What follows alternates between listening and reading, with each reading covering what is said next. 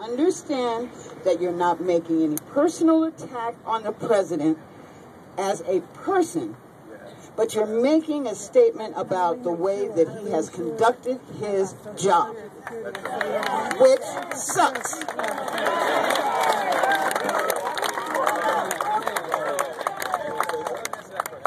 No, but I appreciate that question and the spirit too, because I think it's very clear that anytime I look at a president, I don't care what color he is, and I am excited to have a black president because white supremacy is real and needs to be shattered. There's no doubt about that. We had a woman president. Male supremacy is real. It needs to be shattered. We had a Jewish president. Anti-Semitism is real. Needs to be shattered. We had an Arab president. Anti-Arab prejudice is real. But once you get a president, every president's got to deal with the permanent government of the country. And the permanent government of the country is Wall Street oligarchs and corporate plutocrats. So the question becomes, what is the relation between that president and Wall Street? I did 65 events for my brother, trying to bring an end to the age of Reagan, the deregulated markets, the indifference to the poor, the polarized body politic. But when I saw that he was moving toward Tim Geithner and Larry Summers, it became very clear that he had not allowed his vision to be severed from the same oligarchic power and deregulating ideology that got us in this catastrophe 3 years ago. So then the question became, well, what is the relation between Tim Geithner coming out of the oligarchs and the legacies of Martin King, Rabbi Abraham Joshua Heschel, Dorothy Day, Fannie Lou Hamer, Daniel Berrigan, Philip Berrigan? That's my question. Yes. What is the relation between public interest and the weak and the vulnerable? That's the question of any Democrat, small d. What is the relation between common good and the poor and working people? And when I looked at Geithner and Summers and Bowlesby and a host of others, it was clear that the major insiders were part of the very opposition I've been spending 40 years fighting against. So then I had to walk a tightrope. I had to say, here I am excited, because I did break dance for about half an hour when the brother won, because it was a beautiful thing. Let's be honest about it. It was a beautiful thing. All the stuff black people been through, 400 years of being terrorized and traumatized and stigmatized, and now you got a black president? But at the same time, just like having Brother Clarence Thomas on the court.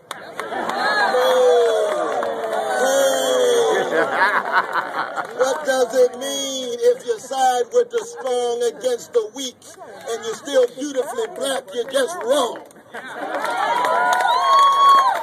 You're just wrong. And so in that sense, it is an attempt to be critical. I believe in protecting the president again against the vicious lies told by the right wing. He's not a Muslim. He's definitely not a socialist. Quit lying about your brother. You want to see a socialist? Look at me. That's what you want to see. He ain't like me. It's true. But I'm a revolutionary Christian too. I just want to add that. So socialism is just a moment within my larger movement. You see, that's why I believe in the openness and all of us being candid enough to say who we fundamentally are, because we don't ever want to act as if we're strangers. We ought to try to be love-struck with one another. So when you see me, you ought to see a black man. Don't tell me you colorblind. No. My fro ain't there just for nothing. I'm a black man. I try to be a free black man who loves everybody. But at the same time, I can learn from those who have come from other religions, my Buddhist brothers and sisters, my Jewish brothers and sisters, and my Hindu brothers and sisters, or Bill Maher and his agnosticism. I love that brother. I love that brother. We're all in it together, because what brings us together is this focus on this corporate greed in these various sectors of our society, so we can unleash democratic possibilities. So no, it is not personal at all. It might appear personal because in the press, when one black man talk about another, they must be ready to throw down. We have two more questions. This one from Amina. Go ahead, Amina.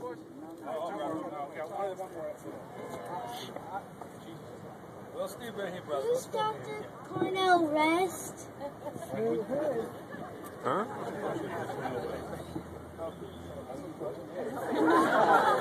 Who is Dr. Cornel West?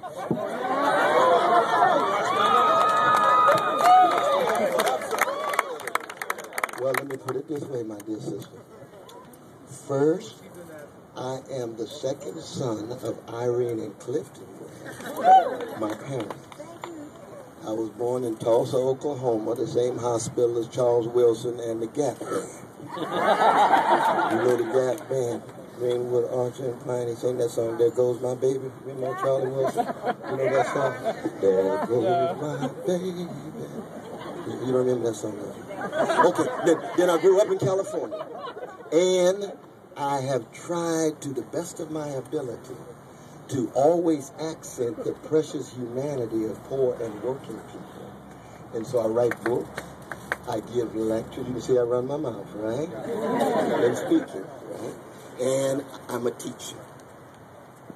Does that make sense to you? Give me a hug. Give me a hug.